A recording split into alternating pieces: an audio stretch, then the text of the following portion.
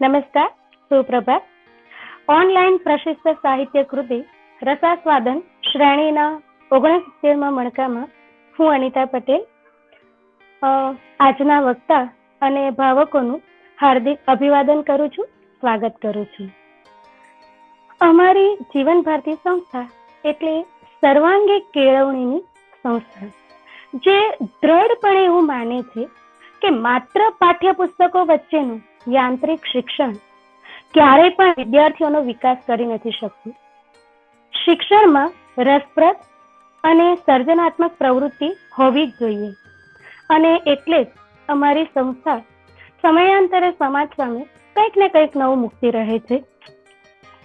Research lab, Atal tinker lab, full time counsellor, special education માટે એક અલગથી મોટું ભવન, રંગભવન જેવું વિશાળ ઓડિટોરિયમ એ અમારી સંસ્થાની આગવી વિશિષ્ટતા છે.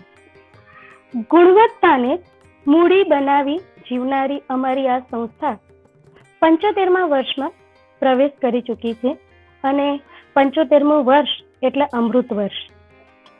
અને આ અમૃત વર્ષની ઉજવણીના ભાગરૂપે શરૂ થયેલ ઓનલાઈન પ્રશિષ્ટ સાહિત્ય કૃતિ રસાસ્વાદન શ્રેણીના 69માં મણકામાં આજે આપણી સાથે વક્તા તરીકે જોડાઈ રહ્યા છે આદરણીય સોનલબેન પરીખ. આપણે પરિચય મેળવી લઈએ. આમ તો પત્રકારત્વ જગત અને સાહિત્ય જગત એમને ઓળખે જ છે, તે છતાં આપણે થોડો પરિચય એમનો મેળવી લઈએ. તેઓ પ્રસિદ્ધ પત્રકાર અને લેખિકા છે, સાથે સાથે સંગીત પ્રેમી છે, સંગીત વિશારદ છે. અત્યાર સુધીમાં તેમના 25 પુસ્તકો પ્રકાશિત થઈ ચૂક્યા છે, જેમાં 6 પરિચય પુસ્તિકા, 12 અનુવાદો, 2 નવલકથા, 2 કાવ્ય સંગ્રહ અને 5 થી 6 જેટલા લેખ સંગ્રહ. સત્ય ઘટના આધારિત એમની જે બંને જે નવલકથા છે, એ નવલકથાને મહારાષ્ટ્ર ગુજરાતી સાહિત્ય અકાદમી, ગુજરાત સાહિત્ય અકાદમી કે વિશ્વકોશ જેવા એવોર્ડ પ્રાપ્ત થયા છે. તેમની પ્રતિભાનો જો પરિચય આપું તો એમની જે અનુવાદિત કૃતિ છે, જે મહારાષ્ટ્રના પાઠ્યપુસ્તકના અભ્યાસક્રમમાં પણ સમાવિષ્ટ છે. ગૌરવની વાત તો એ છે કે તેઓ ગાંધીજીના વંશજ છે, અને ગાંધીજીના વિચાર, ગાંધીજીના કાર્ય અને કસ્તુરબાના જીવન આધારિત તેમણે 6 પુસ્તકો લખ્યા છે. હાલમાં પણ તેઓ જન્મભૂમિ દૈનિક પત્ર અને જન્મભૂમિ પ્રવાસી અઠવાડિક સાથે જોડાયેલા છે. પુસ્તકોના આસ્વાદની કોલમ પણ એમણે ચલાવી છે, ને તેના માટે તેમણે 300 કરતા વધારે પુસ્તકોનું અવલોકન કર્યું છે. તો આવા પ્રતિષ્ઠિત વક્તા આજે આપણને પ્રાપ્ત થયા છે, એ આપણા માટે ગૌરવની વાત છે. તેઓ આજે આપણને અતુલ ગવાંડે રચિત કૃતિ બીઈંગ મોર્ટલ કૃતિનો પરિચય કરાવશે, એનો આસ્વાદ કરાવશે. આ કૃતિ માટે હું જો 2 વાક્ય કહું તો આ કૃતિ એવી છે કે જે આપણું જે જીવન નાશવંત છે, એવા નાશવંત મનુષ્ય મૃત્યુનો સામનો કેવી રીતે કરે છે, અથવા તો કેવી રીતે કરવો જોઈએ, એ દિશામાં આ કૃતિ આપણને લઈ જશે. હું ફરીથી આપણા આજના જે વક્તા છે સોનલબેન પરીખનું હાર્દિક સ્વાગત કરું છું, શાબ્દિક આવકારું છું એમને. અને હવે તેઓ આપણને કૃતિનો રસાસ્વાદ કરાવશે. તો હવે હું માઇક સોનલબેનને સોંપું છું. સોનલબેન, આપ શરૂ કરો. ભાવક મિત્રોને વિનંતી કે તેઓ કૃતિના રસાસ્વાદનમાં વિક્ષેપ ના પડે એટલા માટે પોતાનો ઓડિયો અને વિડીયો બંધ રાખશે. સોનલબેન, આપ આપનો વિડીયો ચાલુ કરો. ઓકે. Thank you Anitaben. જીવન ભારતી બરાબર છે? હા, શરૂ કરો. ગુડ મોર્નિંગ મિત્રો. જીવન ભારતી કેળવણી મંડળનો જે આ સુંદર મજાનો ઉપક્રમ છે પુસ્તકોના આસ્વાદનો, એને માટે હું સૌથી પહેલાં તો હૃદયપૂર્વક અને અત્યંત આદરપૂર્વક એ લોકોને અભિનંદન આપું છું અને શુભેચ્છાઓ પણ પાઠવું છું. અને એમના આ ઉપક્રમમાં મને પણ સામેલ કરવા બદલ હું એમનો આભાર માનું છું.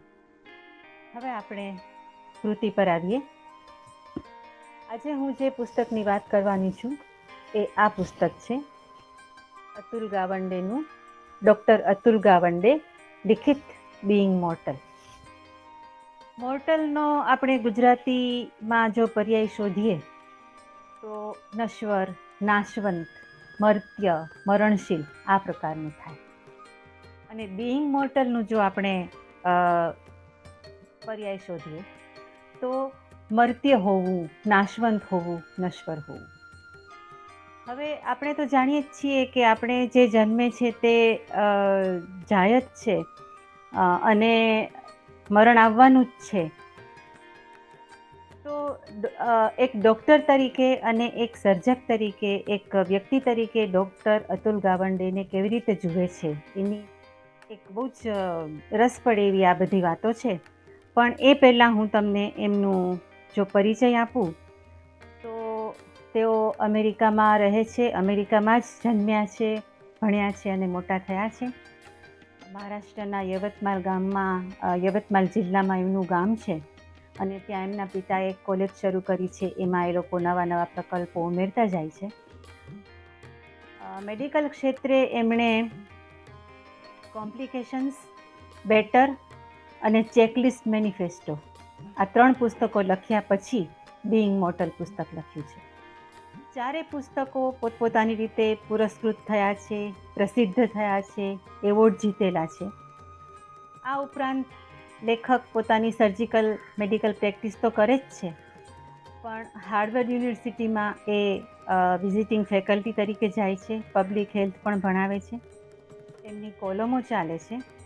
અને છેલ્લા સમાચાર જો ધ્યાનમાં હોય તો જો બિડેનની જે ટ્રાન્ઝિશન COVID-19 એડવાઇઝરી બોર્ડ એમણે રચ્યું છે એમાં પણ એમને પસંદગી કરવામાં આવી છે. તો આ પ્રકારનો આ માણસ છે. અને આ પુસ્તકમાં એણે આ પુસ્તક શું છે પહેલાં તો આપણે વાત કરીએ તો આ કોઈ નવલકથા નથી, આ કોઈ જીવનકથા નથી, આ કોઈ આત્મકથા નથી, આ કોઈ લેખ સંગ્રહ કહી શકાય એ પ્રકારનું પણ સ્વરૂપ નથી. આના કોઈ નાયક નાયિકા પણ નથી. આના કેન્દ્રમાં મરણ છે, મૃત્યુ છે.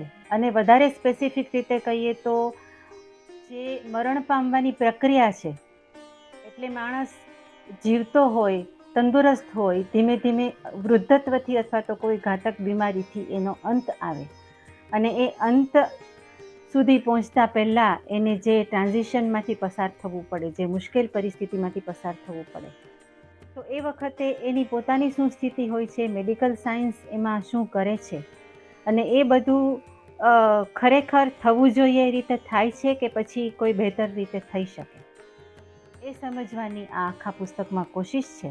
અને જુદા જુદા ઉદાહરણો આપીને, પોતાની અંગત વાત પણ ક્યારેક કરીને લેખકે પુસ્તકને આવો વિષય હોવા છતાં ખૂબ જ રસપૂર્ણ અને ખૂબ જ સમજવા જેવું અને એક જાતનો સાત્વિક આનંદ આપે એ પ્રકારનું બનાવ્યું.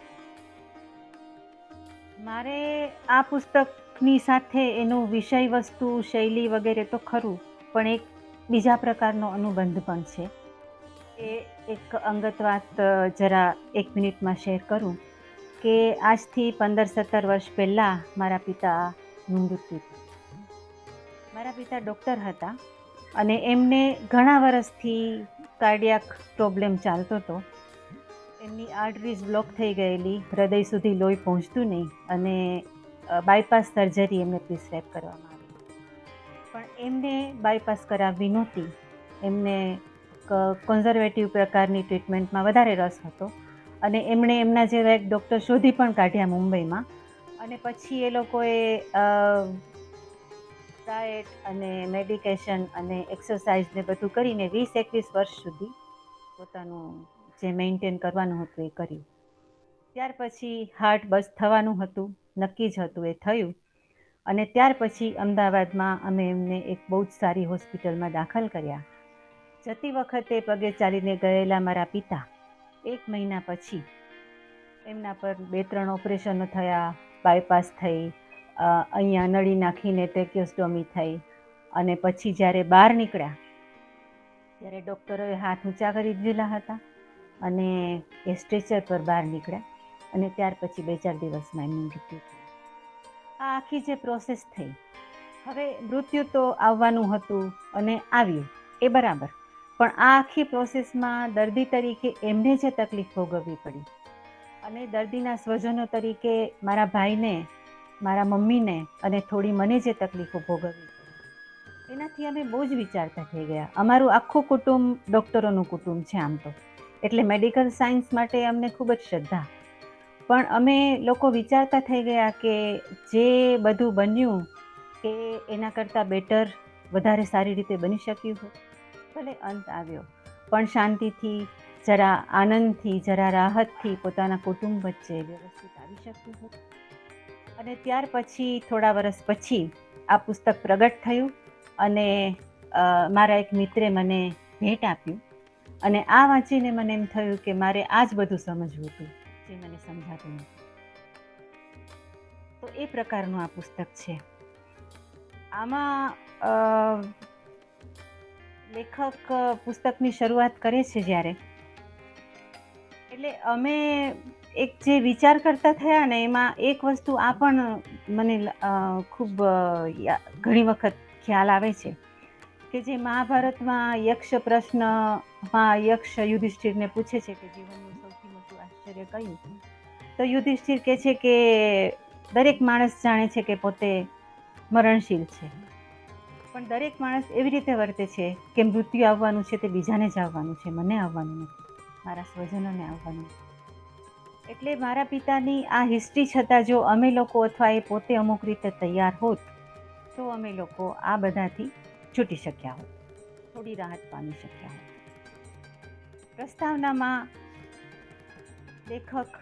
પ્રસ્તાવનામાં એટલે પુસ્તકનું પહેલું જ વાક્ય લેખક શું લખે છે કે I learnt about a lot of things in medical school, but mortality was not one of them. Medical ફિલ્ડમાં, મેડિકલ સ્કૂલમાં હું ખૂબ બધું શીખ્યો, પણ મરણશીલ હોવું એ એમાંનું એક નહોતું. લેખક કહે છે કે અમે લોકો વિદ્યાર્થી તરીકે પહેલી જ ટર્મમાં અમને સૂકું મરણ પામેલું શરીર આપવામાં આવે, એને ચીરફાડ કરી અને અમે શરીરની રચના શીખીએ, પણ મૃત્યુ શું છે, મરણની પ્રક્રિયા શું છે, જીવનનો અંત કેવી રીતે આવે, વૃદ્ધત્વ, ઘાતક બીમારીઓ આવે ત્યારે કઈ રીતે વર્તવું, એ બધું અમે લોકો અમારા અભ્યાસક્રમમાં શીખતા નથી. આ વસ્તુને વધારે ભારપૂર્વક સમજાવવા માટે એ પ્રસ્તાવનામાં 2 દાખલા આપે છે. એક તો ટોલ્સ્ટોયની એક લઘુ નવલ છે ડેથ ઓફ ઇવાન ઇલિચ, બહુ જ પ્રસિદ્ધ મૃત્યુ વિશેની ક્લાસિક કૃતિ ગણાય છે. તો એક વાર્તા, પણ વાર્તામાં છે એટલું જ કે ઇવાન ઇલિચ નામનો એક માણસ બીમાર છે અને એ મૃત્યુ પામે છે. તો કેવી રીતે એનું શરીર ધીમે ધીમે ઘસાય છે ને કેવી રીતે એનો અંત આવે છે. સ્થિતિ શું છે કે એ માણસને ડૉક્ટરો છે, એના કુટુંબના લોકો છે, બધા એનું ધ્યાન રાખે છે, પણ એને જે પ્રકારનું આશ્વાસન જોઈએ છે, એને જે પ્રકારનો આધાર જોઈએ છે, એને જે પ્રકારની કમ્ફર્ટ જોઈએ છે, જે પ્રકારની હૂંફ જોઈએ છે, એ એને મળતી નથી. સ્વજનોને પણ પોતે પોતાનાથી થાય તેટલું કરે છે, પણ એમને પણ એક જાતની અસહાયતા લાગે છે કે અમારો માણસ આટલો પીડાય છે અને અમે એને કંઈ મદદ કરી શકતા નથી. અને ડૉક્ટરોની પણ લગભગ એવી સ્થિતિ છે, અને અંતે એનું મૃત્યુ થાય છે. અહીંયા લેખક એક કોમેન્ટ કરે છે કે માણસના મૃત્યુ વખતની એની પોતાની મનની સ્થિતિ, ડૉક્ટરોની સારવાર કરવાની સ્થિતિ અને સ્વજનોની ધ્યાન રાખવાની સ્થિતિ, આ બધી સ્થિતિની પાછળ સંસ્કૃતિ રહેલી છે. જુદી જુદી સંસ્કૃતિમાં આ વસ્તુ જુદી જુદી રીતે હેન્ડલ થતી હોય છે. તો પછી પ્રશ્ન એ પણ ઊભો થાય, લેખક જ ઊભો કરે છે કે આ તો કૃતિ લખાયેલી 1886ની સાલમાં, તો 19મી સદીનું રશિયા અને અત્યારનું 21મી સદીનું અમેરિકા અથવા વિશ્વ, તો આ બે જે જગત જુદા છે. મેડિકલ સાયન્સે આટલી બધી પ્રગતિ કરી છે, તો ડેથ ઓફ ઇવાન ઇલિચની વાત અત્યારે કરવાની ક્યાં જરૂર છે? તો એ પ્રશ્નનો જવાબ આપવા માટે એ બીજું ઉદાહરણ આપે છે કે હું જ્યારે ભણતો હતો, ઇન્ટર્ન હતો, એ વખતે ઇન્ટર્ન એટલે આપણને ખબર છે કે સ્ટુડન્ટ્સ હોય અને જે મોટા મોટા ડૉક્ટરની પાછળ નાના નાના છોકરાઓ મેડિકલના છેલ્લા વર્ષમાં હોય અને હોસ્પિટલમાં ફરતા હોય, સમજતા હોય, શીખતા હોય.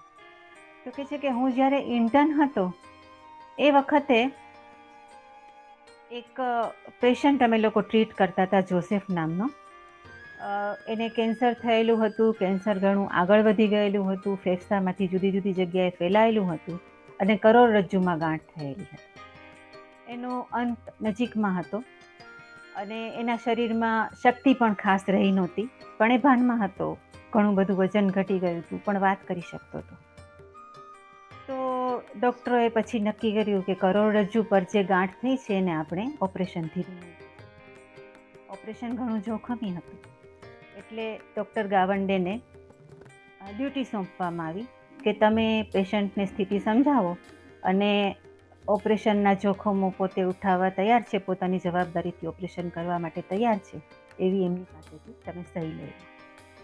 એટલે કે છે કે હું ગયો અને મેં એમને કહ્યું, જોસેફને, મિસ્ટર જોસેફને, કે એ લગભગ 70 માણસ હશે ઉંમરમાં.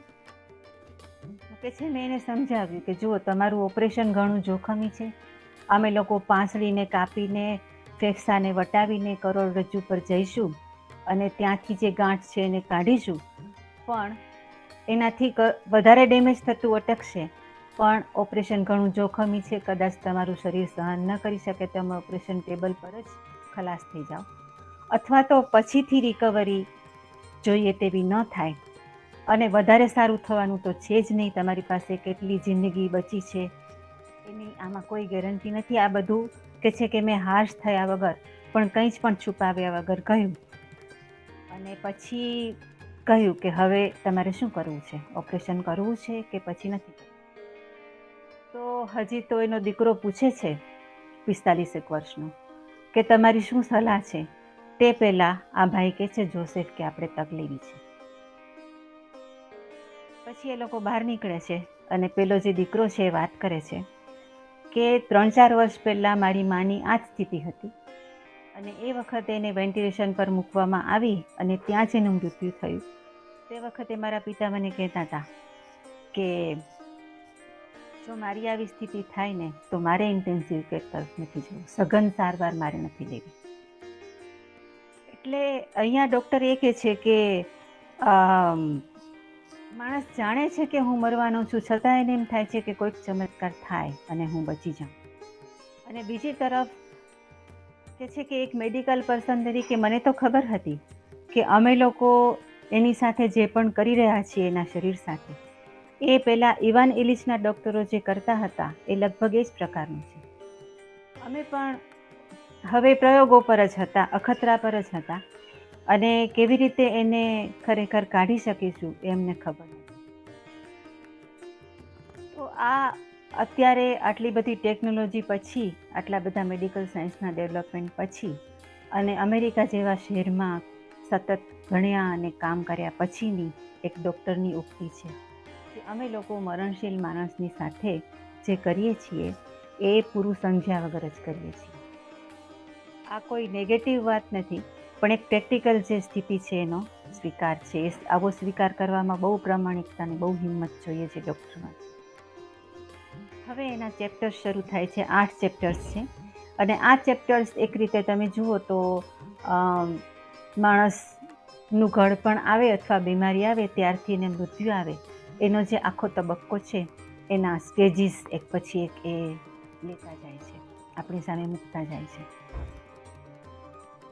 તો વૃદ્ધત્વ, અમારે ત્યાં એક દાદા આવતા જન્મભૂમિની અમારી ઓફિસમાં, એ એવું કહેતા કે વૃદ્ધત્વના 2 પાર્ટ છે. એક તો 60 થી 75 વર્ષનો તબક્કો અને બીજો ત્યાર પછીનો, એટલે કે 75-80 વર્ષ પછી તમે જેટલું જીવો ને મૃત્યુ પામો ત્યાં સુધીનો તબક્કો. 60 થી 75 વર્ષ એટલે 75 વર્ષ પછી તમે જેટલું જીવો ને મૃત્યુ પામો ત્યાં સુધીનો તબક્કો. 75 થી 80 વર્ષ એટલે 80 વર્ષ પછી તમે જેટલું જીવો ને મૃત્યુ પામો ત્યાં સુધીનો તબક્કો. તો જે આ પહેલો તબક્કો છે, જે 60 થી 75 વર્ષનો તબક્કો, એ મજાનો તબક્કો છે કે તમે એક તરફથી નિવૃત્ત થાવ છો. તમારા શરીરમાં શક્તિ છે, તમારા મનમાં શક્તિ છે, તમારામાં ઈચ્છાઓ છે, અને તમે જે પણ કરવા માંગો, પ્રવૃત્તિઓ, શોખ, હરવું ફરવું બધું કરી શકો છો. પછી ધીમે ધીમે શરીર, મન બધું ખલાસ થતું જાય છે, અને પછી ધીમે ધીમે તમારું બધું પૂરું થાય છે. પણ તમારે તમારા 60 થી 75 વર્ષના તબક્કા માટે 40મા વર્ષથી વિચારવું જોઈએ, અને 80મા વર્ષ પછી શું થશે અને શું કરીશું એ તબક્કા માટે 60મા વર્ષથી વિચારવું જોઈએ. કારણ કે એ તબક્કો આવશે તે વખતે તમે વિચારી કે નક્કી કરવાની સ્થિતિમાં નહીં હો. તો અહીંયા લેખક કહે છે કે મેં જે સૌથી પહેલી વૃદ્ધ વ્યક્તિ નજીકથી જોઈ એ મારી ગર્લફ્રેન્ડની દાદી હતી. એનું નામ એલિસ, લગભગ 73-74 વર્ષની ઉંમર. અમેરિકાના પરંપરા પ્રમાણે પોતે એકલી રહે, ઘર સાચવે, ગાર્ડન સાચવે, કાર ડ્રાઈવ કરે, બેંકના ટ્રાન્ઝેક્શન આ તે, અને હરે ફરે મેકઅપ કરે, તૈયાર થાય, મિત્રો અને આનંદ કરે. એની સાથે એ પેરેલલ પોતાના વતનમાં રહેલા પોતાના દાદાની વાત કરે છે કે મારા દાદા પણ લગભગ એટલી જ ઉંમરના, અને એની સ્થિતિ જરા જુદી એટલા માટે હતી કે એ જોઈન્ટ ફેમિલીમાં અને કુટુંબના વડા તરીકે મિલકત, ખેતીવાડી બધાનો વહીવટ કરતા અને બધાની વચ્ચે સચવાતા હતા. અમેરિકામાં સ્વતંત્ર પ્રમાણે જીવવાનું ઘણું મહત્વ છે. આપણે ત્યાં પણ હવે વધતું જાય છે. મોટી ઉંમરે પણ ઘણા માણસો પોતે પોતાની રીતે એકલા રહેવાનું પસંદ કરતા હોય છે. એટલે સ્વતંત્રપણે જીવવાનું મહત્વ જે છે એ તો જાણે બરાબર છે. પણ જ્યારે પછી આ એલિસ જ જ્યારે 10 વર્ષ પછી 84-85 વર્ષની થઈ અને સમસ્યાઓ એની વધવા માંડી, પોતાનાથી પોતાનું ઘરને બધું, પોતાનું શરીરને બધું સંભાળાતું નહોતું, તે વખતે શું કરવું એની કોઈ ગાઈડલાઈન, કોઈ ચોક્કસ જવાબ ભારતમાં કે અમેરિકામાં કે ક્યાંય પણ કોઈ પાસે હજી સુધી તો છે નહીં.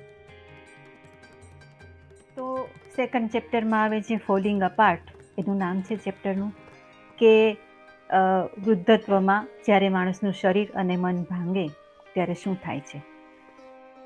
આજે દુનિયાભરમાં એવી સ્થિતિ છે કે વૃદ્ધોની સંખ્યા વધતી જાય છે. પહેલાં જે ડેમોગ્રાફિકલ સ્ટ્રક્ચર હતું એની અંદર આવી રીતે ટ્રાયેંગલ હોય તો નીચે સૌથી વધારે સંખ્યામાં બાળકો, પછી યુવાનો અને ઓછી સંખ્યામાં વૃદ્ધો, આ પ્રકારનું ફિગર બનતું હતું. પણ હવે આખી દુનિયામાં વૃદ્ધોની સંખ્યા વધતા આ ફિગર ચોરસ થઈ ગયું છે. જેટલા બાળકો એટલા જ યુવાનો, એટલા જ વૃદ્ધો. લાઈફ સ્પાન ઘણો વધ્યો છે, પણ ક્વોલિટીની બાબતમાં હજી ઘણા બધા પ્રશ્નો છે. અને એક આપણે ત્યાં તો એ અવેરનેસ ઓછી છે, પણ અમેરિકામાં જેરિયાટ્રિશિયન્સ હોય છે, એટલે કે વૃદ્ધત્વ નિષ્ણાતો હોય છે. એનું પ્રમાણ લેખક કહે છે કે જેટલા પ્રમાણમાં વૃદ્ધો વધ્યા છે એટલા પ્રમાણમાં વધ્યું નથી. તો આ જે વૃદ્ધો નિવૃત્ત થાય છે ત્યાર પછી પણ ઘણું બધું જીવે છે. તો શું કરે છે? તો એ લોકો નર્સિંગ હોમમાં જાય. પહેલાં તો સ્વતંત્ર જીવતા હોય, પછી ધીમે ધીમે ડિપેન્ડન્સી વધતી જાય એટલે નર્સિંગ હોમ્સમાં જાય. પુઅર હાઉસ હોય છે, જે ઓછું કમાતા હોય એવા લોકો માટે, અને જે ઘણું બધું કમાતા હોય એને માટે રિટાયરમેન્ટ કોમ્યુનિટી હોય છે, જ્યાં એ લોકો આસિસ્ટેડ લિવિંગ એટલે કે મદદ મેળવીને પોતે પોતાની રીતે પોતાનું નાનું ઘર આ તે બધું રાખીને રહેતા હોય. પણ અમેરિકાના અડધાથી પણ વધારે વૃદ્ધો નર્સિંગ હોમ્સમાં રહે છે. હવે આ નર્સિંગ હોમ્સ જે છે એ વિશ્વયુદ્ધ પહેલાં અસ્તિત્વમાં ખાસ નહોતા, કારણ કે ત્યારે લાઈફ સ્પાન જ ઘણો ઓછો હતો. માણસ 65 વર્ષ તો માંડ જીવતો. વિશ્વયુદ્ધ પછી સ્થિતિ બદલાઈ, મેડિકલ સાયન્સનું ડેવલપમેન્ટ, જીવન લંબાયું, એટલે પછી અમેરિકામાં એક સરકારે પ્રોવિઝન કર્યું કે જે હોસ્પિટલ વૃદ્ધત્વ એટલે વૃદ્ધો માટે સેક્શન શરૂ કરે એને ગ્રાન્ટ વધારે આપે. તો વૃદ્ધો માટે આવી રીતે શરૂ થયેલા સેક્શન એ ધીમે ધીમે સ્વતંત્ર નર્સિંગ હોમમાં પલટાયા, અને આ નર્સિંગ હોમમાં એક વખત વૃદ્ધ દાખલ થાય એટલે એ જ્યાં સુધી જીવતો હોય ત્યાં સુધી એની મેડિકલ કેર ને બધું લેવાય. પણ આમાં ક્વોલિટી લાઈફ ઘણી જોખમાઈ જાય છે. એની આગળ વધારે વાત આવશે, આપણે ત્યારે જોઈશું.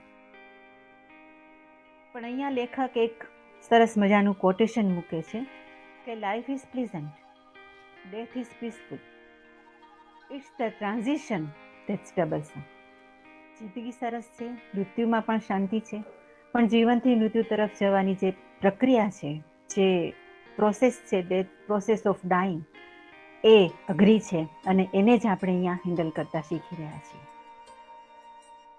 તો એ વખતે અમુક લોકો એવા હોય કે જેને નર્સિંગ હોમમાં નથી જવું.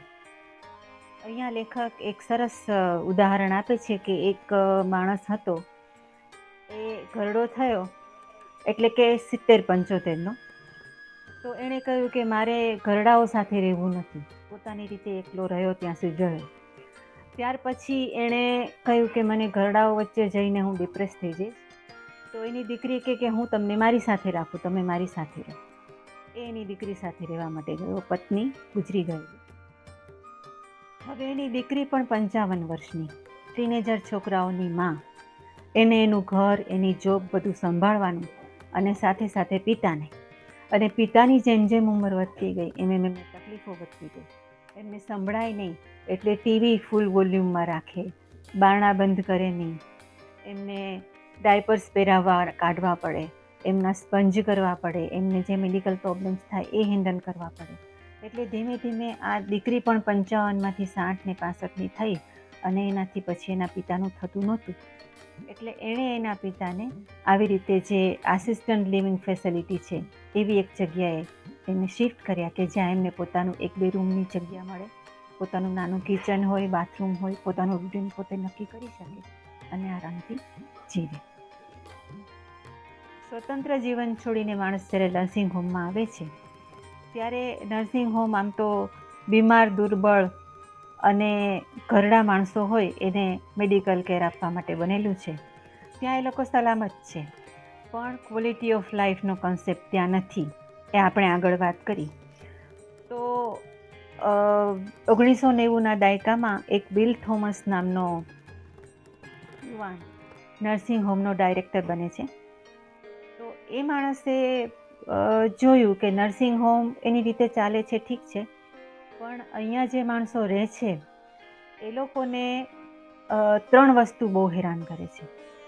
એક તો એ લોકો એકલા છે એટલે એકલતાથી પીડાય છે. બીજું, એમને કંટાળો આવે છે. આ લોકો એમનું જે શિડ્યુલ એ પ્રમાણે એમને ઉઠાડી દે, કપડાં પહેરાવી દે, સ્પંજ કરી દે, નવડાવવાની જરૂર હોય તો નવડાવી દે, દવાઓ આપે, એમને માટે નક્કી થયેલું ખાવાનું આપે, એમના ટાઈમે એમને સૂવાનું કહે, આવું બધું ચાલે. પણ એ લોકોને એકલતા લાગે છે, કંટાળો આવે છે અને એ લોકોને બહુ જ એક જાતની હેલ્પલેસનેસ લાગે. તો એને માટે એણે વિચાર કર્યો કે આ 3માંથી જો એ લોકો નીકળે, એકલતાને માટે સંગાથ કંઈક થોડો મળે, થોડી એમને પ્રવૃત્તિ આપી શકાય અને થોડું એ લોકોને પોતે પણ કંઈક ઉપયોગી છે, કોઈને માટે કંઈ કરી શકે છે એ પ્રકારનું વાતાવરણ ઊભું કરી શકાય તો કદાચ ફેરફાર થાય. એ લોકોનો જે પણ સમય છે એ લોકો વધારે સારી રીતે શાંતિથી વિતાવી શકે. તો એણે નર્સિંગ હોમની અંદર પેટ્સ, પાળેલા પ્રાણીઓ, થોડા બાગ બગીચા અને બાળકો, આ 3 ઉમેરાવ્યા. અઘરું હતું પણ એણે કર્યું. અને ત્યાર પછી એણે નોટિસ કર્યું કે જે નર્સિંગ હોમમાં આ 3 સગવડો ઊભી થઈ હતી ત્યાં દવાઓની જરૂર ઓછી પડવા લાગી, માનસિક સારવાર વૃદ્ધોને જે આપવી પડતી હતી એમાં ઘટાડો થયો અને મૃત્યુનું પ્રમાણ પણ ઘટ્યું. એટલે માણસની જે બેઝિક જરૂરિયાત છે કે એના જીવનમાં કંઈક અર્થ હોવો જોઈએ તો એને જીવવું ગમે. જેમ તેમ કરીને શરીર ટકાવવા, શ્વાસ ટકાવવા અને લાંબુ લાંબુ ખેંચી જવું એ જીવન નથી. અર્થપૂર્ણ હોય તો જ જીવન છે.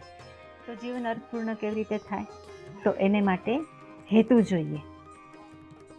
લેખક એને માટે લોયલ્ટી શબ્દ વાપરે છે, નિષ્ઠા. તો આ નિષ્ઠા એટલે એક એવા કોઝ માટેનું ડેડિકેશન, એક એવું કારણ, એક એવો હેતુ કે જેને માટે માણસને મહેનત કરવી ગમે, જેને માટે માણસને શક્તિ નાખવી ગમે. પછી ભલે ને આ કામ કોઈક પાળેલા પ્રાણીને ખવડાવવા જેટલું નાનું કેમ ન હોય, એક છોડને ઉછેરવા જેટલું નાનું કેમ ન હોય, કે પછી કોઈ બીજાને જિંદગી જીવવામાં ઇન્સ્પાયર કરવા જેવું મોટું પણ કેમ ન હોય, પણ કંઈક એવું કામ જોઈએ. અને ખાસ કરીને ઘરડા માણસોને જે આવી લોયલ્ટી મળી જાય, આવી નિષ્ઠા, આવો હેતુ મળી જાય, તો એનાથી એમના જીવનને જ નહીં પણ એમના મરણને પણ એક અર્થ મળે છે.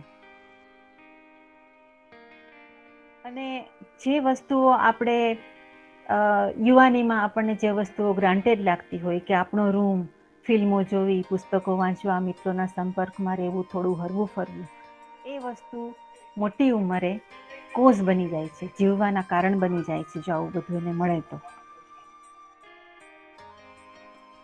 4 ચેપ્ટર અહીંયા પૂરા થાય છે. એટલે આ જે છેલ્લી આપણે વાત કરી એમાં એક તરફથી ડિપેન્ડન્સની વાત કરી, કે માણસની જે પરાવલંબન વધતું જાય, અને બીજી તરફથી એને જે સારવાર કરતા હોય, જેના કુટુંબીજનો, જેના નિકટના લોકો, એની તકલીફોની વાત કરી. ત્યાર પછીના ચેપ્ટરમાં એક બહુ જ સમજવા જેવું ઉદાહરણ પોતાના એક પેશન્ટનું આપે છે. એ ચેપ્ટરનું નામ છે લેટિંગ ગો, જતું કરવું.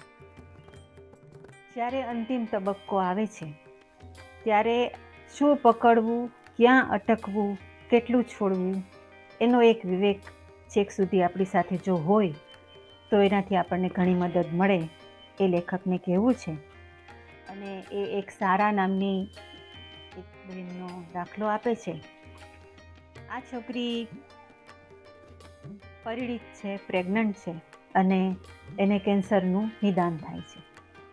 પૂરા દિવસો જાય છે, એ કેન્સરની સાથે, સારવારની સાથે એક તંદુરસ્ત દીકરીને જન્મ આપે છે.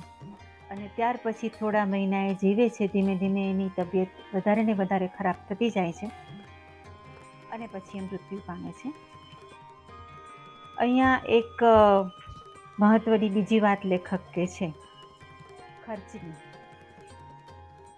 કેન્સર જેવા રોગ જ્યારે થાય ત્યારે માણસની બધી બચત લગભગ એમાં હોમાઈ જાય, અને બચત હોમાઈ જાય ત્યાર પછી પણ એની જે તકલીફ છે, એની જે પીડા છે, અને એનો જે અંત છે એ તો આવે જ છે. પીડા ભોગવવી પડે છે, એમાં બહુ ફરક નથી પડતો, અને અંત પણ બહુ લાંબો સમય તો પાછો ઠેલી શકાતો જ નથી.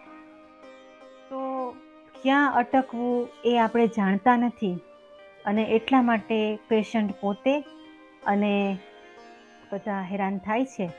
અને આ કામ ડૉક્ટરનું એકચ્યુઅલી કહેવાય, કે એ પેશન્ટને જો એમ કહે કે હવે તમારી સ્થિતિ આ છે તો થાય, પણ ડૉક્ટરો પણ એવી રીતે પેશન્ટને ગાઈડ કરતા નથી હોતા.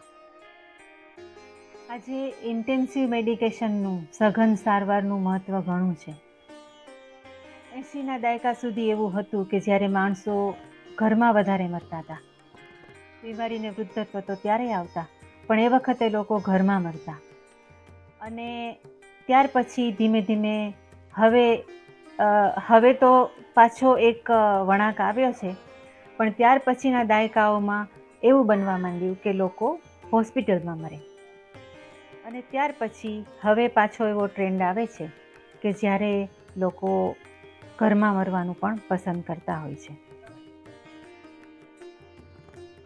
તો જે સઘન સારવાર જે થાય છે, ઇન્ટેન્સિવ મેડિકેશન થાય છે, કે તમે આઈસીયુમાં દાખલ થાઓ, તમારા પર જાત જાતના ઓપરેશન થાય, વેન્ટિલેશન પર છેલ્લે મુકાવ, અને પછી તમારો અંત આવે, તો ઇન્ટેન્સિવ મેડિકેશન છે એને સમજી લેવાની જરૂર છે, ડૉક્ટર કહે છે. કારણ કે એ પેશન્ટનું ભલું કરે છે એના કરતાં ઘણી વખત એનું નુકસાન વધારે કરે છે.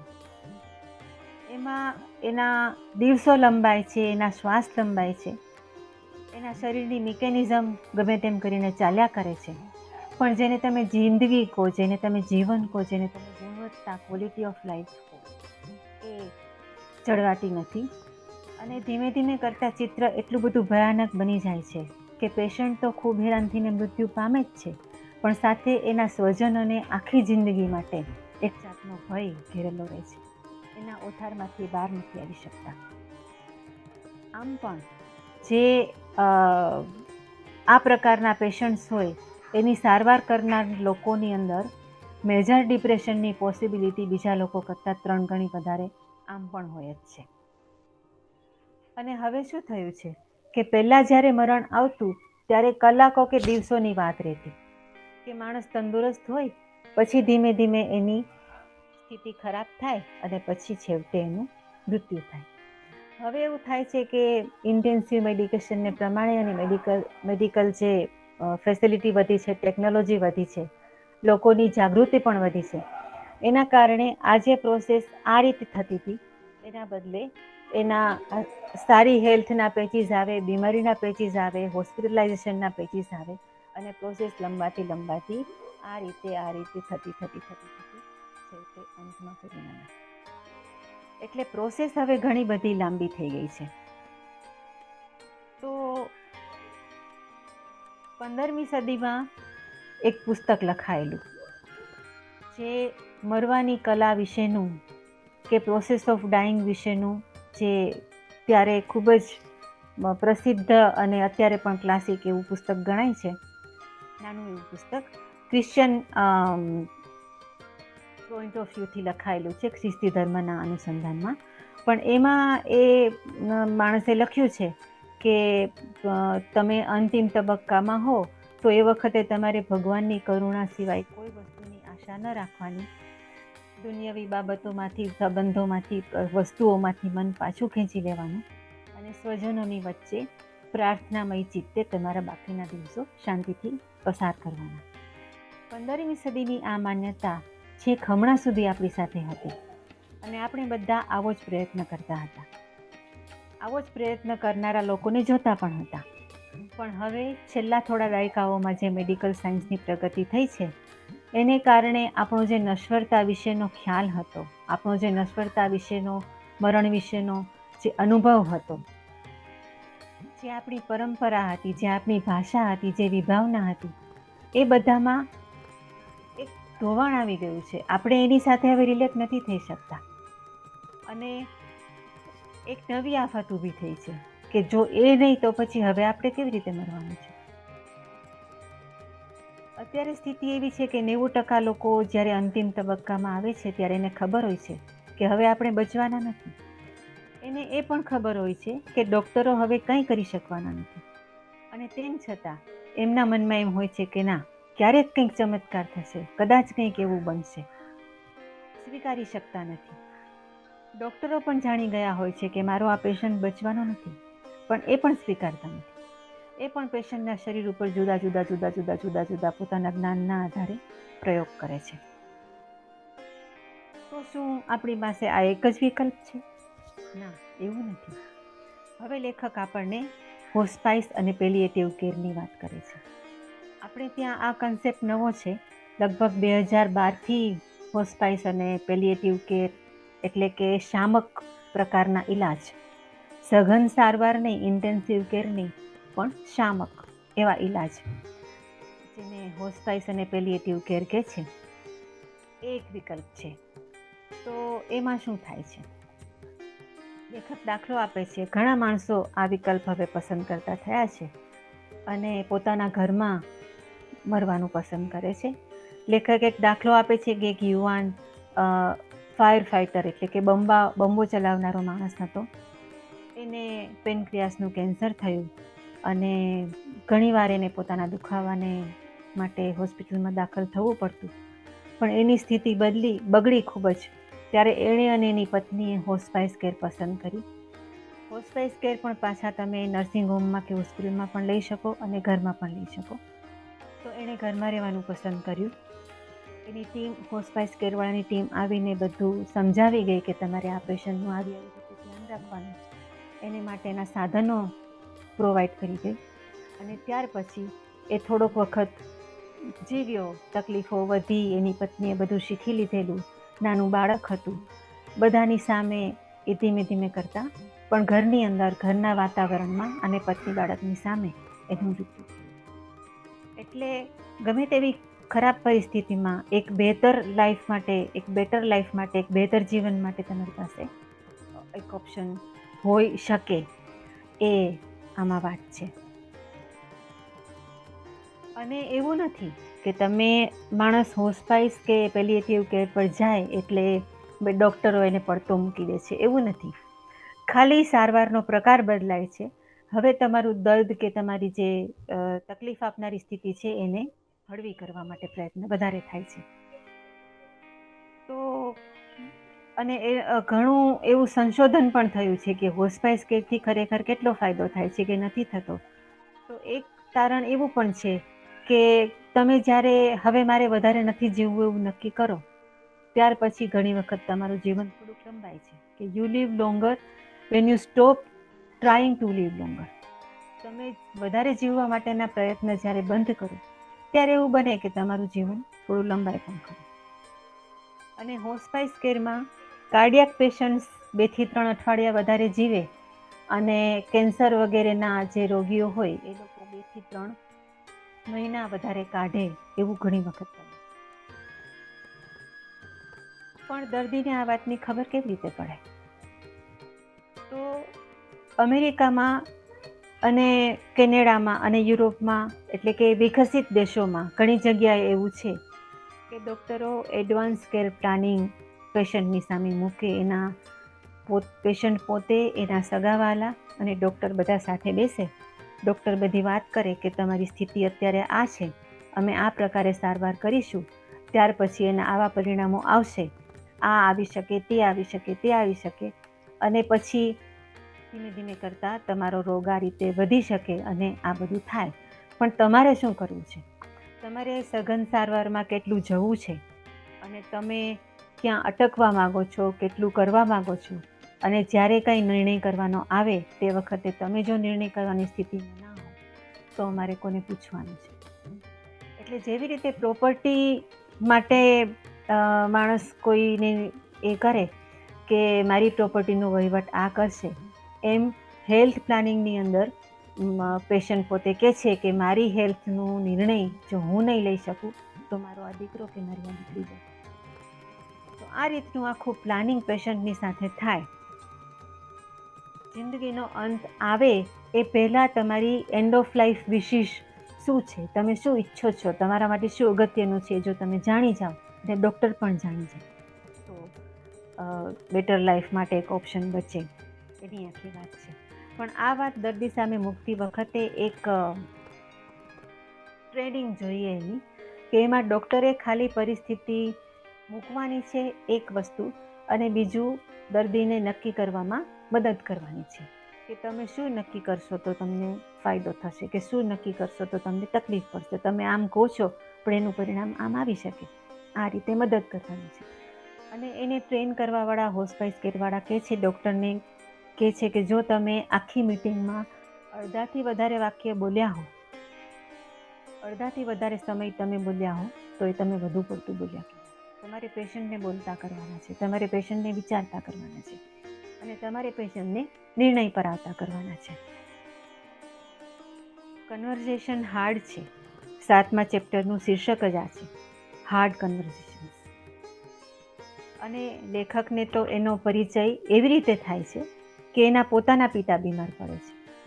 લેખકના પિતા સર્જન છે, પોતાની હોસ્પિટલ ચલાવે છે અને ખૂબ સરસ રીતે એનું પોતાનું નિયમિત સ્પોર્ટ્સમાં રસ છે, ચેરિટી કરે છે, પ્રવૃત્તિમાં રહે છે અને તંદુરસ્ત જીવન પોતે ગાળતા હોય છે. એમાં એને અચાનક ગળામાં પાછળના ભાગમાં દુખાવો થાય અને એ દુખાવો ડાબા હાથમાં છેક આંગળી સુધી ફેલાય એવું 2-3 વખત બને છે. એ લોકો તપાસ કરાવે છે, MRIના રિપોર્ટ્સમાં આવે છે કે એને કરોડરજ્જુ ઉપર ગાંઠ છે. હવે આ ગાંઠ ખભા સુધી અને ઉપર મગજ સુધી ફેલાઈ ગઈ છે. એનું ઓપરેશન કરીને એને રિમૂવ કરી શકે, રિમૂવેબલ પ્રકારનું ટ્યુમર નથી. એટલે એ લોકો હવે ડૉક્ટરને મળવાનું શરૂ કરે છે. દર્દી પોતે ડૉક્ટર છે, એનો દીકરો ડૉક્ટર અતુલ ગાવંડે એ પોતે પણ ડૉક્ટર છે, પણ એ લોકો આ વિષયના નિષ્ણાત એવા ડૉક્ટરોને મળે છે અને નક્કી કરવાની કોશિશ કરે છે કે હવે આપણે શું કરીએ. તો એમને કેવા અનુભવ થાય છે.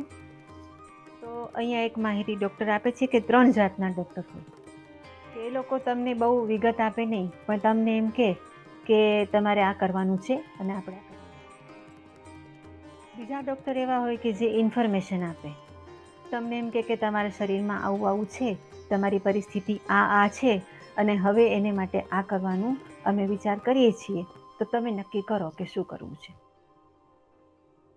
અને ત્રીજા પ્રકારના ડૉક્ટર છે એ આ બંનેનું સંયોજન હોય છે, એમાં કે એ તમને માહિતી પણ આપે અને સાથે સાથે નક્કી તમને જ કરવા દે, પણ તમને નિર્ણય કરાવવા માટે મદદ કરતા જાય.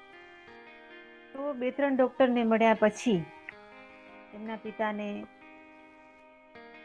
અમુકની વાત ગમે, અમુકની ન ગમે, તો પાછા પોતે ડૉક્ટર એટલે ઘણું બધું પૂછે, તો સામેવાળા ડૉક્ટરને પણ એમ થાય કે આ તો જરા હેન્ડલ કરવું મુશ્કેલ છે. પણ અલ્ટિમેટલી એ નક્કી કરે છે કે હું હોસ્પાઇસ કેરમાં રહીશ અને જ્યાં જેટલો વખત મારાથી સક્રિય જીવન ગાળી શકીશ ત્યાં સુધી ગાળીશ. પણ ત્યાર પછી એ પોતે ફોકસ્ડ વધારે થઈ જાય છે અને પોતે સર્જરી ચાલુ રાખે છે, પણ પોતે ઓપરેશન કરાવવાનું ના પાડે છે કે મારે થોડીક ગાંઠ પણ કઢાવવી નથી અને જેમ હોસ્પાઇસ કેરની અંદર હું મારી જાતને ગોઠવી લઈશ. અને ફોકસ થતા જાય છે એટલે એવી રીતે કે પોતાની પ્રવૃત્તિઓને થોડી ઓછી કરે છે અને પોતાના ગામમાં જે કોલેજ શરૂ કરી છે એમાં થોડા નવા પ્રોજેક્ટ્સ ઇન્ટ્રોડ્યુસ કરે છે. પોતાના દીકરાના સંતાનો, ગ્રાન્ડ ચિલ્ડ્રન સાથે, પૌત્ર પૌત્રીઓ સાથે વધારે સમય ગાળે છે. અને તો પણ ધીમે ધીમે કરતાં પછી રોગ તો પોતાનું કામ કરતો જાય છે અને ધીમે ધીમે એમને તકલીફો વધે છે, વ્હીલચેરમાં આવવું પડે છે અને ઘરના બધા વચ્ચે એમનું છેવટે મૃત્યુ થાય છે. પીડા ને બધું છે, પણ પ્રમાણમાં સારી રીતે આખી વસ્તુ હેન્ડલ થઈ શકે છે. લેખકને એવું લાગે છે કે અમે જેટલું અમારા હાથમાં હતું એમને શાંતિ આપવાનું એ કામ અમે કરતા હતા અને જેટલું એમનાથી પોતાનાથી શાંત રહેવાયું હતું એ પોતે કરતા હતા અને એક સંતોષની સાથે એમનું જીવન.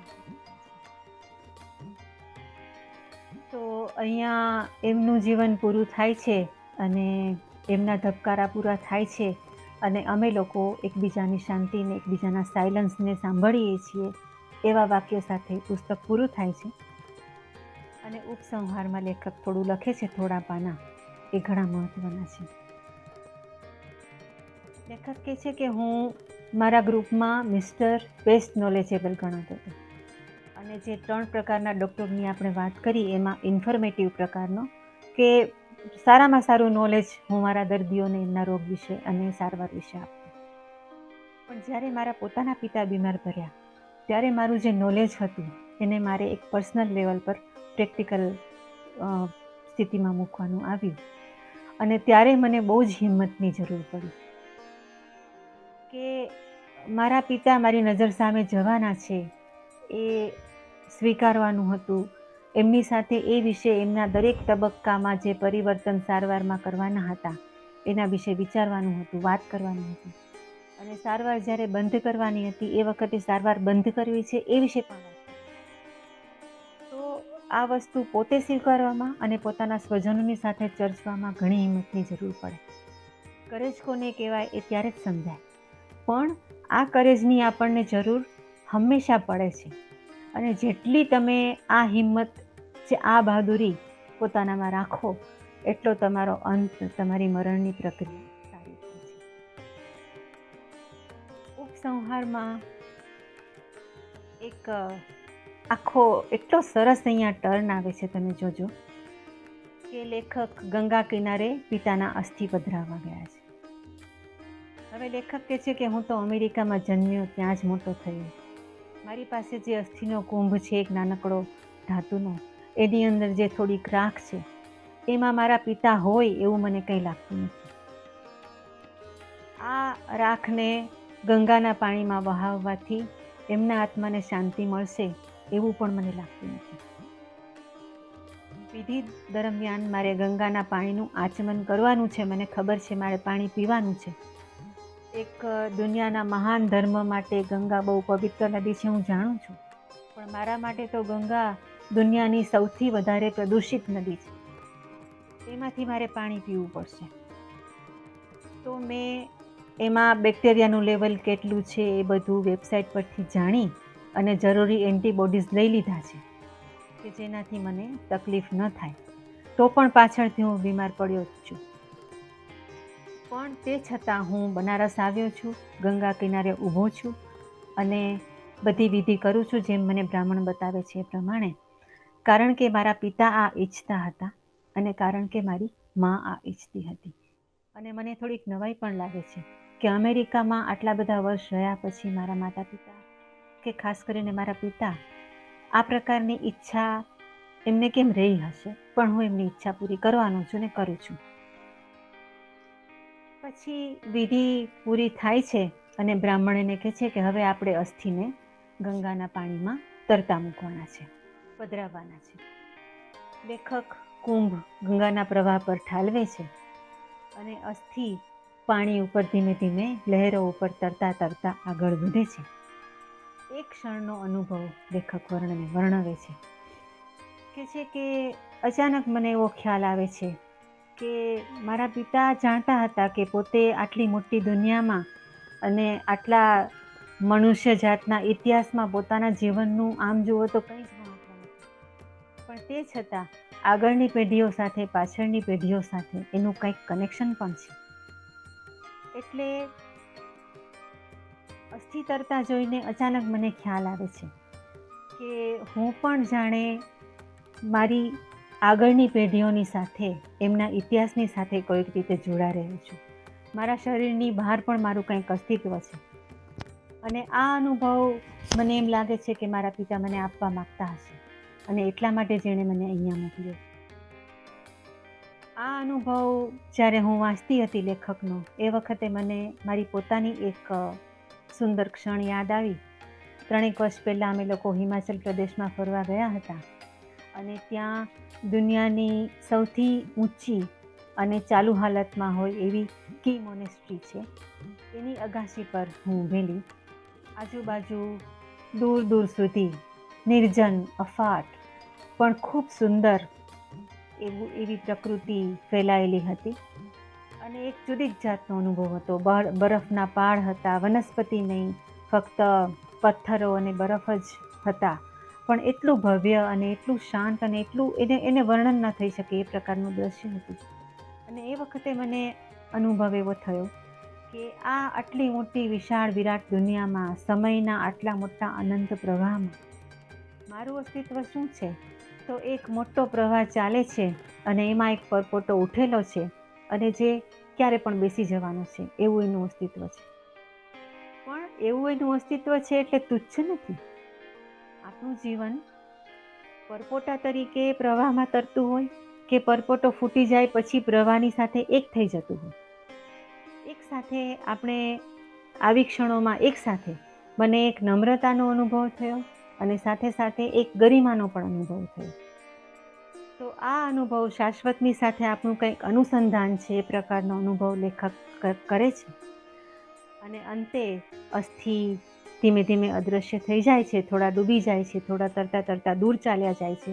ત્યાર પછી ગંગામાં ડૂબકી મારી અને તપતા સૂર્યના કિરણોને શરીર પર ઝીલતા એ બહાર આવે છે અને ત્યાં આ પુસ્તક પૂરું થાય છે.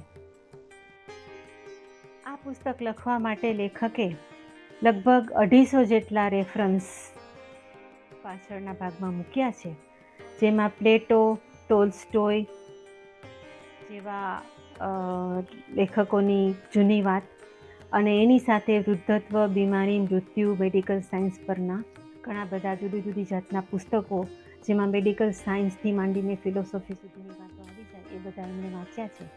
મગજનું કાર્ય, ટેકનોલોજીકલ પ્રોસેસ, માણસના સ્વભાવનું વિશ્લેષણ, આ બધું એમણે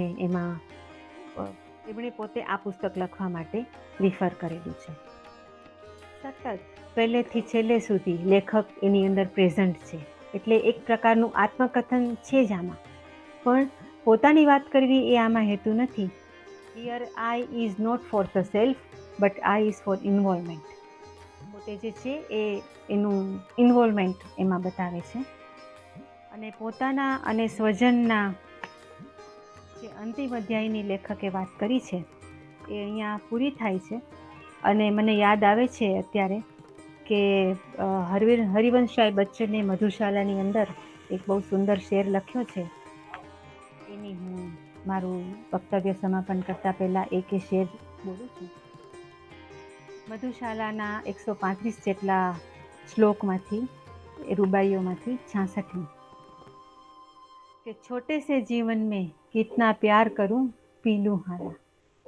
શરાબની વાત છે મધુશાલાની, કે છોટે સે જીવન में कितना प्यार करूं पी लूं हाला, आने के ही साथ जगत में कहलाया जाने वाला, स्वागत के ही साथ विदा की देखी होती तैयारी, बंद लगी होने खुलते ही मेरी जीवन मधुशाला. તો આ જ આપણી બધાની કહાણી છે.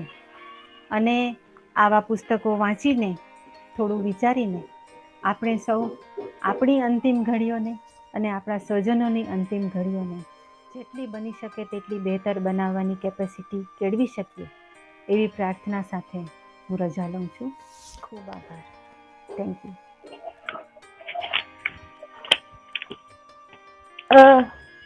ખરેખર મૃત્યુ ઉપર લખવું અને એમાં પણ સાત્વિક આનંદ મેળવવો ને, એ બહુ અઘરી વાત છે. અને તમે બહુ સરસ રીતે પુસ્તકનો આસ્વાદ કરાવ્યો. ખરેખર વચ્ચે વચ્ચે તો આમ મને પણ પોતે આમ જે તમે વાત કરતા હતા ઉદાહરણ સાથે, તો મને પોતાને પણ આમ અંદરથી કંઈ ફીલ થતું હતું એમ પરિસ્થિતિ. અને છેલ્લું જે પ્રકરણ તમે જ્યારે કહી ગયા કે જ્યારે લેખકના પિતા પોતે આ રીતે રોગમાં સપડાય છે અને એમનો ઉપચાર જ્યારે થાય છે, બરાબર, તો પેલું કહેવાય ને કે ડૉક્ટર બીજાના રોગનો જ્યારે ઉપચાર કરે છે ત્યારે બહુ સરળતાથી કરતા હોય છે, પણ જ્યારે પોતાના સ્વજનોનો ઉપચાર કરવાનો આવે છે ત્યારે બહુ વિચારમાં પડી જતા હોય છે. ને ખરેખર આમ હું પોતે પણ ત્યારે વિચારમાં પડી જતી હતી. ને તમે કહ્યું તેમ વૃદ્ધત્વના જે પ્રથમ તબક્કો છે ને, એ તો ખરેખર આમ સરળતાથી નીકળી જતો હોય છે એમ, એટલે ધારવા કરતા એમ થોડો. પણ જે બીજો તબક્કો છે ને, ત્યારે ખરેખર એમને બહુ એકલતા ચાલે છે. ઘણીવાર આવી રીતના આમ તો હું પણ કેટલાક વૃદ્ધોના પરિચયમાં આવી છું, અને હાલમાં પણ મેં એક વૃદ્ધને જે જોયા છે, એમની સાથે લગભગ હું પોતે અઠવાડિયામાં એકવાર ફોન પર વાત કરતી હોઉં છું. ને મોટે ભાગે એવું થતું હોય છે કે 10માંથી 9 ફોન વખતે તેઓ રડતા હોય છે. ત્યારે મને પણ પોતાને બહુ વિચાર આવે છે, આવું કેમ થાય છે સોનલબેન? મને એમ ખરેખર વિચાર આવે છે, કેમ નથી સમજી શકતા એમ.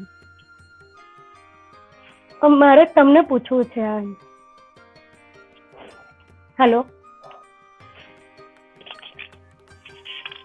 મને પેલા જે દાદાની મેં વાત કરી ને, કે એ તબક્કાની તૈયારી આપણે ઘણી વહેલી શરૂ કરી દેવી જોઈએ. જેમ કે અત્યારે મને 60 વર્ષ થયા છે, તો એ દાદા કહેતા હતા તેમ મને પણ એવું થાય છે કે આ જ તબક્કામાં મારો અંત આવી જાય તો બહુ સારું, 75 વર્ષ પહેલા. પણ આપણે જાણતા નથી શું થશે, તો તે વખતે હું શું કરીશ અને શું નહીં કરું, અને મારું મન કેવું રાખીશ, કારણ કે આખરે તો આ બધું મન પર જ આધાર રાખવાનું છે. હા, એકદમ સાચી વાત છે. તૈયારી થોડીક એ રીતે કરવી જોઈએ કે ધીમે ધીમે બધી વસ્તુમાંથી મન સંકેલતા જવું, આગ્રહો છોડવા, અને શાંત થતા થતા આપણે આખી જિંદગી જીવ્યા જ છીએ, રડવાની જરૂર શું છે? આપણો અંત આવે તો આપણે કઈ સિદ્ધાંતમાં કોઈએ મૂક્યા નથી, આપણે આપણી આખી જિંદગી માણ્યા પછી જ અહીંયા આવ્યા છીએ. હા, તો પછી આનંદથી જવાનું, પણ આવજો કહેવાનું. ના ના, એટલે જે તૈયારી, હા, બે પેઢી વચ્ચે અંતર વધી જાય છે ને, તકલીફ ત્યારે ક્યારેક ઊભી થાય છે. અને એક હું તમને કહું કે એક મારે આમાં કહેવું તું પણ રહી ગયું કે જિંદગી વધી છે તો પછી રિટાયરમેન્ટ પછી માણસે શું કરવાનું? આપણે ત્યાં તો 58મા વર્ષે તમને ઘરમાં બેસાડી દે, પછી તમે 80 વર્ષ સુધી જીવતા રહો. અને મોટા ભાગે આપણા સમાજમાં ઘરની અંદર સંવેદનશીલતાનું પ્રમાણ ઘણું ઓછું હોય છે, બધું સાચવતા હોય, પણ એક જાતની ક્રૂરતા પણ હોય છે, એક જાતની ઠંડક, એક જાતની ધાર હોય છે વર્તનમાં, કે હવે તમે નકામા છો અને તમને તમારા ફિલ્ડમાંથી કાઢી મૂકવામાં આવે છે. બેસી રહો ને, તમને નહીં ખબર પડે, તમારે શું હજી સુધી તમે છૂટા કેમ નથી? આ પ્રકારની એક ક્રૂરતા હોય છે. એ પણ છૂટી જવી જોઈએ. એકદમ સાચી વાત. જેટલું જતું કરીએ ને એટલું સારું છે, કહેવાનો મતલબ એમ. શું પકડવું, શું છોડવું, ક્યારે પકડવું, ક્યારે છોડવું, કેટલું જતું કરવું, એ બધું ખૂબ સમજી લેવું જોઈએ આપણે આપણા મનની સાથે. એના પર મોટો આધાર રહેલો છે. અને સતત સમજતા રહેવું પડે. હા, સાચી વાત છે. અને અને ગુજરાત કે મારે રડતા રડતા કે દુઃખી થઈને ને દુઃખી કરીને ને એમ નહીં, મારે વ્યવસ્થિત ખુમારી સાથે અને આનંદ સાથે જવું છે, સંતોષ સાથે. સાચી વાત, સાચી વાત. હા. અને ગુજરાતી સાહિત્યમાં રાવજી પટેલનું કાવ્ય છે આંખે કંકુના સૂરજ આથમ્યા, અને રામનારાયણ વિશ્વનાથ પાઠકનું જે કાવ્ય છે છેલ્લું દર્શન, આ બંને કાવ્ય મૃત્યુ ઉપર લખાયા છે, પણ ખરેખર સાત્વિક આનંદ આપનારા કાવ્યો છે આ બંને.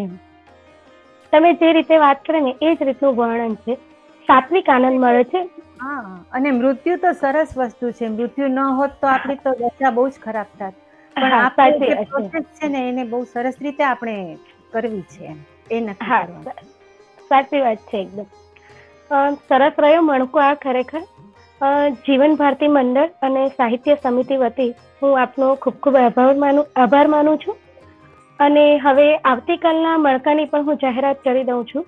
આવતીકાલે 70મો મણકો છે, અને આપણી સાથે જોડાશે વક્તા તરીકે શ્રી વિનીત શુક્લ, અને તેઓ આપણને અરુણા જાડેજા રચિત કૃતિ જે છે પુલ એટલે પુલ, આ કૃતિનો રસાસ્વાદ કરાવશે. તો આવતીકાલે આ જ સમયે આ જ લિંક સાથે ફરી પાછા મળીશું. ત્યાં સુધી નમસ્કાર.